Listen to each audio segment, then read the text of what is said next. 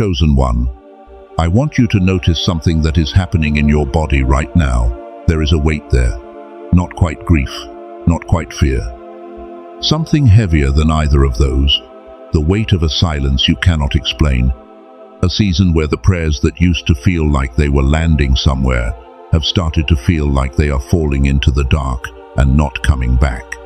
Where the presence you once sensed so clearly, so easily, now seems just out of reach, close enough that you can remember it, far enough that you cannot touch it. And somewhere beneath all of that, beneath the questions and the waiting and the exhaustion, there is a deeper question forming. Not whether you are doing the right thing, something older than that. Something that sounds like, does any of this actually mean anything? Does what I do, does what I have done, register anywhere beyond what I can see with my own eyes? You have been sitting with that question for longer than you let yourself admit. What I want you to know, before we go any further together, is that the silence you have been interpreting as absence heaven calls it something else entirely. Stay with me today, because by the time we are finished here, you are going to carry something more valuable than a simple answer.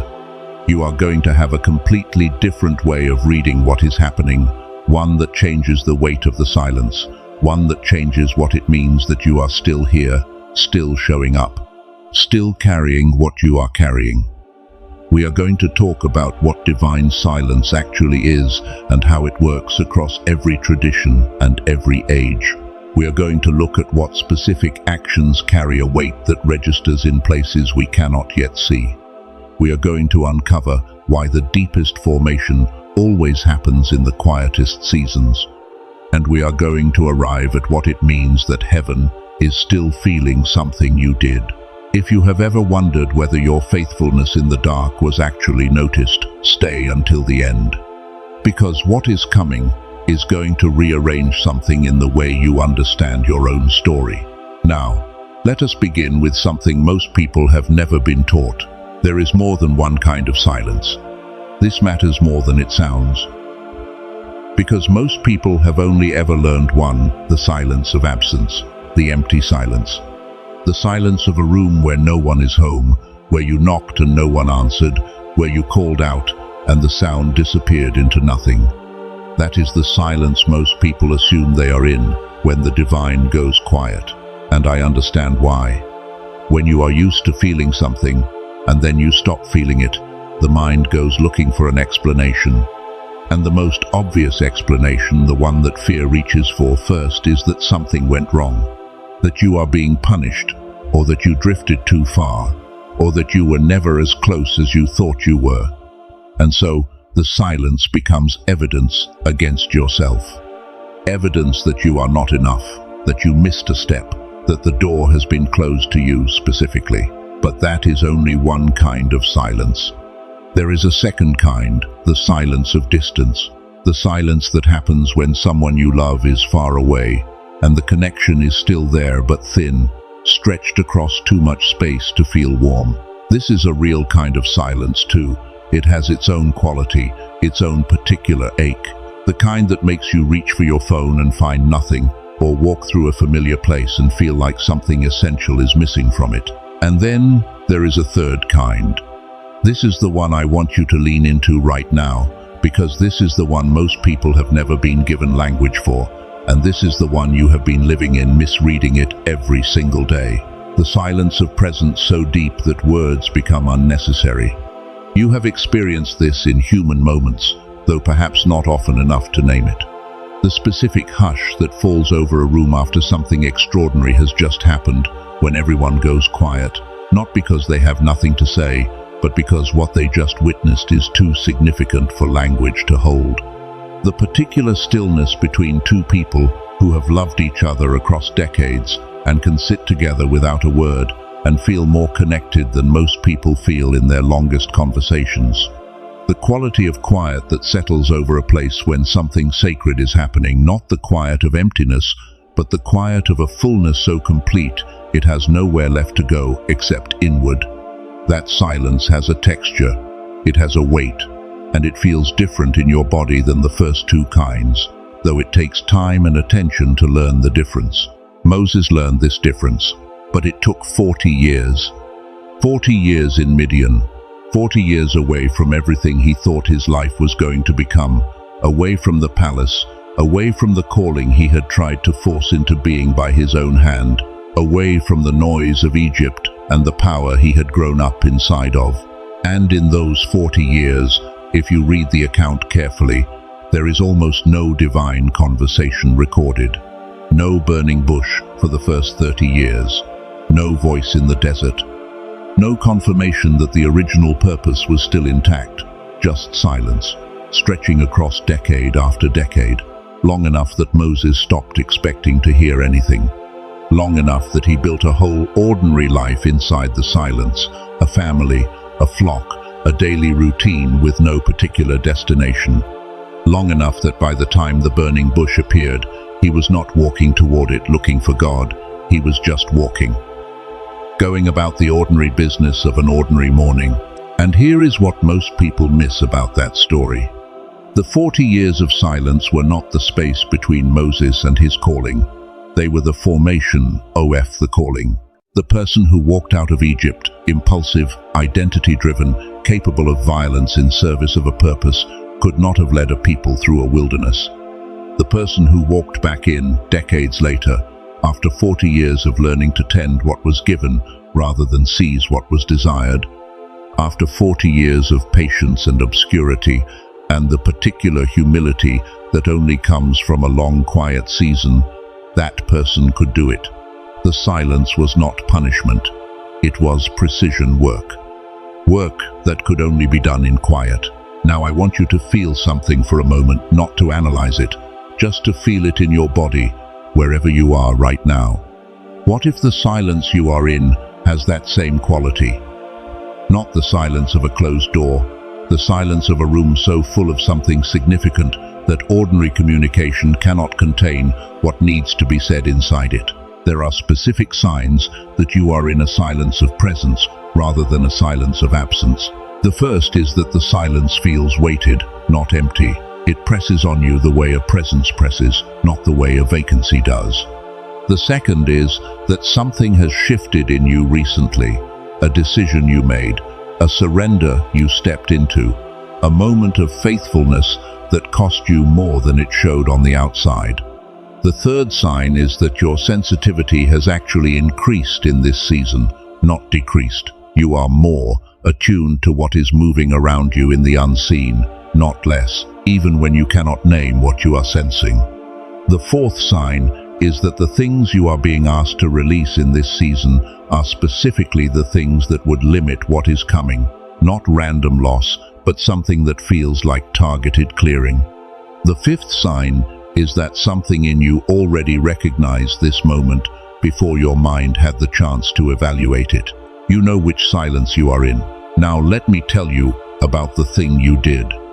There are actions that carry weight in the ordinary world, actions with visible consequences, measurable results, things you can point to and say clearly, that happened because of this. And then there are actions that carry weight in a completely different register. Actions that do not show up first in the visible world. Actions whose full consequence cannot yet be measured because they are still moving through layers that operate on a different timescale than the one we live in day to day. The actions that carry this kind of weight are almost never the loud ones. They are the private surrenders. The moment when you chose to trust something you could not see at a cost that was very real and very visible to you, even if no one else around you understood what it cost. The act of continuing to believe, continuing to show up, continuing to hold something sacred when every reasonable voice suggested it was time to let go. The decision to remain faithful in a season where faithfulness felt like foolishness from the outside. The choice to carry something beyond the point where most people would have put it down and walked away and called it wisdom. Mary carried this weight.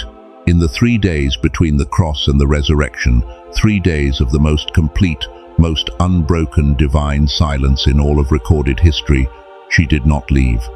When the disciples scattered into confusion and fear and hiding, she remained. Not because she understood what was happening, not because she could feel the presence, but because something in her could not do otherwise. And in those 3 days of silence, she was not forgotten. She was being witnessed in the deepest sense of that word. Heaven was holding what she was holding. The silence was not the absence of response. It was the fullness of it, a response so complete it could not be compressed into words or signs or feelings. It had to be held in stillness until the morning came. I cannot tell you what your specific action was. I want to be honest with you about that. I am not standing in the place of prophecy. But I can tell you that this pattern repeats across every tradition, every age, every account of a person whose faithfulness moved something in the eternal. And when I describe it, something in you already knows whether it applies. And here I want to offer something that connects to this in a way I found worth sharing. Because what we are really talking about is frequency. The frequency of actions that register at levels below the visible. The capacity to remain attuned, to stay sensitive, to keep the inner receiver open in a season when the signal has gone quiet. And neuroscientists, interestingly, have been working on exactly this. Dr. Robert Lake, 34 years of research, drawing on studies from MIT, Harvard, Stanford, and Princeton, identified that the specific brainwave state associated with heightened intuition, deep clarity, and what researchers call flow state is the gamma frequency, the same frequency that children carry fully and naturally, and that the conditions of modern life progressively suppress a process the scientists call the decline effect. Dr. Lake developed a 7-minute audio track called The Genius Song, using brain entrainment technology to reactivate those gamma states. I want to say clearly, this is a tool, not a miracle. It does not do the inner work for you. But for anyone navigating a season of learning to hear again, learning to stay attuned in the silence rather than reaching for noise to fill it, I found this worth knowing about. The link is in the description and the pinned comment for anyone who feels called to explore it. Now back to what this silence is actually doing, because there is something deeper here that changes everything. There is a moment in the work of any master craftsman, a goldsmith, a sculptor, someone who works with materials that demand everything from them when the room they are working in goes completely silent. Not because the work has stopped, because it has reached the stage that requires total concentration. The hands move, the eyes are fully present. Every sense is trained on the single point where the most delicate, most irreversible, most consequential part of the process is happening. And in that stage, conversation becomes impossible. Not unwelcome, impossible. The depth of focus required is simply incompatible with noise. A goldsmith working at the hottest point of the refining process, the point where the impurities are being separated from the gold, does not look up, does not speak, does not divide attention between the fire and anything else. Not because they have forgotten the gold, because they are more focused on it than at any other moment in the entire process. That is where you are. The silence you have been sitting in is not the silence of someone who has been set aside. It is the silence of someone who is being worked on with full attention. The specific kind of quiet that forms around a process too precise and too important to be interrupted. And what is being separated out right now, what the fire is reaching, is not anything you want to keep. It is the layer of identity that was built on other people's definitions of you, the ceiling of what you believed was possible for your life. The version of yourself that was shaped more by what you survived than by what you were made to become. The noise inside you that has been mistaken for your own voice for longer than you know. That is what the silence is working on. And here is the part that most people never get to, the part that is sitting just on the other side of the discomfort of this season. What grows in silence cannot grow in noise. The qualities being formed in you right now, the rootedness, the depth, the unshakable knowing that does not depend on external confirmation, those things cannot form under the conditions of constant divine affirmation. They require exactly this, the long quiet, the sustained uncertainty, the practice of holding to something you cannot currently feel or see, or prove. Think about a seed. A seed is buried in the darkest, quietest place available, underground, no light, no sound reaching it in any direction that it can receive. And from the outside, from the perspective of someone watching the ground above it, nothing appears to be happening. The ground is still, the surface is unchanged. It looks, by every visible measure, like nothing is there. But underneath, in the dark and the quiet, everything is happening. The entire structure of what the seed is going to become is being organized, cell by cell, in the most foundational possible direction downward first, before there is any upward movement at all, before there is any sign visible to the watching eye. The first growth is always the root, always invisible, always pointing away from the light it is growing toward. You are in the root stage, and the enemy of this stage, the thing that most threatens what is being built, is the impulse to fill the silence, to generate more noise, more seeking, more frantic petition, more manufactured signs, because the absence of confirmation feels too much like absence of presence, and the fear steps in to fill the gap. The urge to know right now, to understand right now, to force the ground above the seed to show something before the root is ready to support it. I understand that urge. I am not saying it is a character flaw. It is a very human response to a very real pain. But what I want you to see is that the reaching the filling is the one thing that interrupts the very process you are praying to complete. The silence is asking something specific of you, not passivity, not numbness, not pretending that the quiet does not hurt. It is asking you to practice something that has a specific name in the ancient languages. There is a Hebrew word, kava. It is usually translated into English as wait, but that translation is not quite right.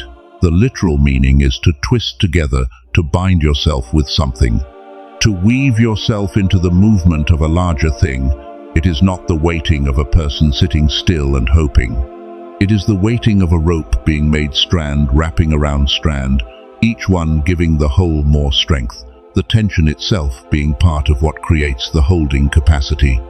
To kava is to actively bind yourself to the process you are inside, to weave yourself into it rather than against it, to let the twisting, even the painful twisting, become part of what holds. That is what you are being asked to do in this silence. Not endure it, bind yourself to it. Let it make you into something that can hold more than you currently can. And now I want to bring everything I have said today into one place, because there is a truth that the first three things I told you were all pointing toward from different directions, like rivers approaching the same sea. And now I want you to stand in that sea for a moment and feel the full weight of it. Here it is. You are not a person waiting to matter. You are not a person whose significance is pending, dependent on a sign that has not yet arrived, held in uncertainty until the heavens finally speak clearly enough for you to believe it. You are a person whose actions have already moved something in the eternal, something you did in faithfulness, in surrender, in the quiet choosing of trust over fear, has already sent a frequency through the spiritual atmosphere that is still reverberating. Heaven did not go silent because you were forgotten. Heaven went silent because what you did was significant enough to demand the full, undivided, concentrated attention of the divine. Not noise, witness, not distance, proximity so close that ordinary language became too small for it, and you are still inside that. Let me tell you who you are in this moment, because I think you have been carrying identities that do not fit the season you are actually in. And it is time to set some of them down and pick up the ones that were made for you. You are a seer. Not in the sensationalized way that word sometimes gets used, but in the original meaning. You are someone who perceives what others do not. You are calibrated at a sensitivity that reads between the lines of visible reality, that notices what is moving in the atmosphere before it takes physical form, that feels the weight of things that most people walk past without noticing. This is not a curse, this is a calibration. You were built this way because you are going to need it for what comes next. You are a sacred worshipper. And I mean this in the deepest possible sense, not someone who performs devotion in a building at a designated hour, but someone whose acts of faithfulness in ordinary moments constitute an act of worship that extends beyond the room they happen in. The choice you made that moved heaven was an act of worship. Your continued presence in this silence is an act of worship. The fact that you are here right now, still seeking, still leaning toward the light, even when you cannot feel its warmth, that is the most genuine form of devotion that exists. And it registers. It has registered. In places you cannot yet see. You are an intercessor. You have been carrying things that were not originally yours, to carry burdens, griefs, hopes on behalf of others. Weight that you took on, not because it was assigned, but because something in you could not leave it on the ground. That carrying creates a spiritual record. It opens something in the atmosphere. It does not go unnoticed, and it does not go unrewarded, even when the reward comes in a form and on a timeline that does not match the expectation. And you are a pioneer. This one matters because it explains the loneliness of this season better than anything else I know. A pioneer goes somewhere that has not been mapped yet. And the specific difficulty of going somewhere unmapped is that there is no one ahead of you who can tell you what to expect. No road sign, no trail marker, no voice from someone who has been here before saying, "It gets better around the next bend." You are in territory that requires you to trust what is inside you more than what is outside you. The silence is not a sign that you are lost. It is the silence of unmapped territory. The first person to cross a particular threshold always does it in a kind of holy aloneness, not abandoned pioneering. Sit with that for a moment. You are the first person to arrive at this particular point on this particular path. Of course, there is no confirmation from outside you. Of course, the usual signals are not available here. You are ahead of the map. And this is the truth that recontextualizes everything I have said today. The silence you have been sitting in is not the silence of an unanswered question. It is the silence that follows a moment of cosmic weight, a moment that is still being fully received, fully integrated, fully honored, in a dimension that moves more slowly than our urgency would prefer. You were not left behind. You were beheld. And heaven is still feeling the weight of what was set in motion by what you chose. You can receive that now. You do not need to fully understand it to receive it. Understanding comes later, and slowly. But reception happens now, in the body, in the breath, in the simple act of letting these words land instead of holding them at a distance while you evaluate whether you deserve them. You do not receive this because you earned it. You receive it because it is true. And truth does not require earning, it only requires receiving. So let us close this time the way it deserves to be closed, not with information, but with something that activates what the information was pointing toward. We come into this moment with gratitude, not the performed gratitude of someone trying to feel something. They do not feel the real gratitude of someone who survived a season they were not sure they would survive, and who is still here, still breathing, still carrying the thing they were given to carry. We are grateful for that. Whatever source brought us through the wilderness, whatever force held us together when we were not holding ourselves together, we acknowledge that now. We do not take it as a small thing that we are still here. It is not a small thing. And we acknowledge what was real. The silence was real. The questions were real. The nights when the weight was almost more than could be carried, those were real. We do not skip over them. We name them and we honor them and we say clearly, that was hard and we did it anyway, and that matters. Now we release.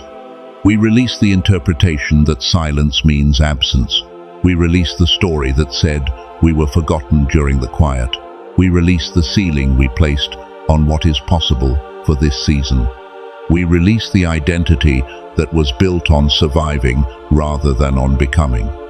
We release the urgency that has been reaching for confirmation when confirmation is not what this moment needs. We release the weight of the wrong reading of our own story. We release it and we let it go. And now we activate. We activate the full capacity of the seer in us, the one who perceives what others do not, who was calibrated for exactly the frequency this season requires.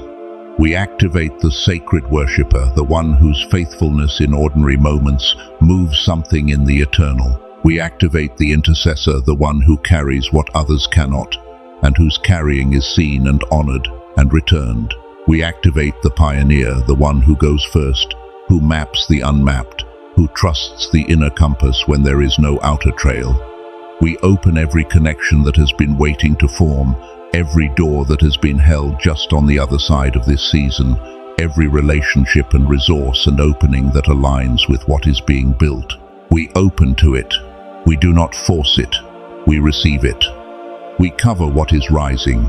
We guard what is being formed in the silence against the premature exposure that would end it too early. We protect the root before the height. We hold steady what the silence has been building, and we do not allow the impatience of the old self to interrupt the precision work of the new one. What has been lifted, we ask that nothing pull it back. And now we declare who we are, not who we are trying to become, but who we already are, right now, in this moment, in this silence. I am the one whose actions register in places I cannot yet see. I am the one who was beheld in the dark and not forgotten. I am the one the silence was working for, not against. We are the ones who carried the weight and did not put it down. We are the ones heaven went quiet about, not because we were small, but because what we did was large enough to demand stillness. We are the ones who are rising from this season different than we entered it, rooted deeper than we were, capable of holding more than we held before, ready for what the silence was preparing us to receive. It is done. It is sealed. What was sent into the silence has been received in full. And we rise from this moment, carrying the weight of that, not as a burden, but as a knowing. A quiet, settled, unshakable knowing that does not need to be loud, because it is real. And so it is. One more thing before you go. If what happened in this time together landed somewhere in you, I want to invite you to type the word beheld in the comments right now, not as a performance but as a small act of receiving. A way of saying, I was here, I heard this, and I am letting it in. For anyone who wants to explore the 7-minute Genius Song tool, we mentioned the neuroscience-backed audio track for reactivating gamma brainwave states. The tool Dr. Robert Lake developed from 34 years of research, drawing on Harvard, Stanford, MIT, and Princeton. The link is in the description and the pinned comment below this video. The original price is $49, but Dr. Lake made a specific arrangement for people watching this particular video, $39, not available anywhere else, not on Amazon, not through any other channel. With that, you receive the core track plus 4 bonuses, a children's track, the original book that inspired the film The Secret, a guided visualization session, and a 5-habit infographic. Everything comes with a full money-back guarantee, no conditions and no expiration. One thing to be careful of, there are sites using the Genius Song name without the actual brain entrainment technology embedded inside the audio. Those do nothing. The only version with the full technology, the 4 bonuses, and the guarantee is through the specific link in the description and the pinned comment. Please do not search for it elsewhere. If this reached someone you know who is in a season of silence right now, someone who has been wondering whether their faithfulness in the dark was noticed, share this with them, not with explanation. Just send it. Until the next time, chosen one, the silence is not your enemy, and you are not alone inside it.